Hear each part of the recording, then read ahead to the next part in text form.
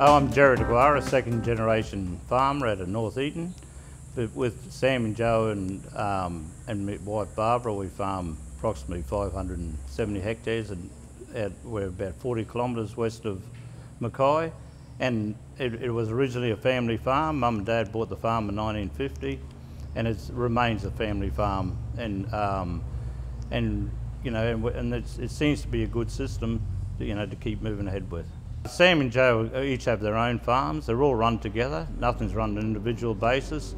And moving towards, of course, to the point where they have two decent viable farms, and when it's time they can go their own way and start off another family business, we hope. We had learned from the harvest of 1998 that you can't have harvesters and haul outs running on 1.9 metre centres, driving a 1.5 metre rows. So we decided to just start from scratch. And at the same time, information was coming from the yield decline joint venture, and we grasped every aspect of that where we could. It's been proven, all over the world that monoculture doesn't work. So, and out of it, we've developed a system. We've tried to maximise our row width and maintain it with a reasonably normal harvester.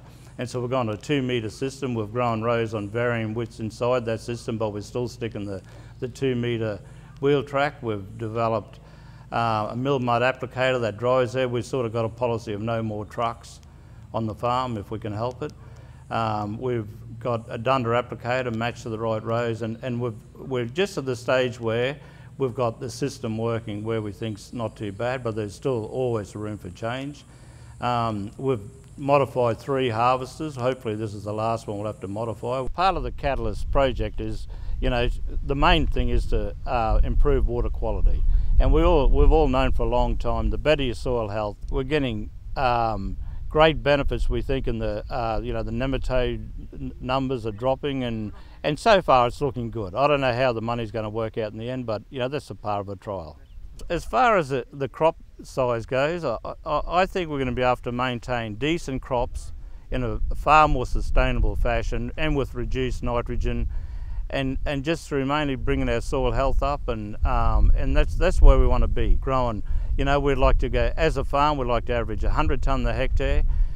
More would be nice, but we're being realistic, and with no plough and replant, with a fallow legume, and I'd like to see if we could, keep those sort of tonne averages even with a 2-year fallow. And there is times when the sugar price is very low, and there might be commercial benefits in growing 3 legume crops in a row, and that's what we'd like to be, just sort of more of a rotation type farm with all different types of crops in there, and there seems to be a push towards that. There's other people doing those sort of things too, realising the benefits of having different species in the soil, instead of just cane and cane. Well, to do a trial like this, if it's left up to the individual grower, records aren't kept, and in the end you do all this and you don't know whether it's a benefit or not.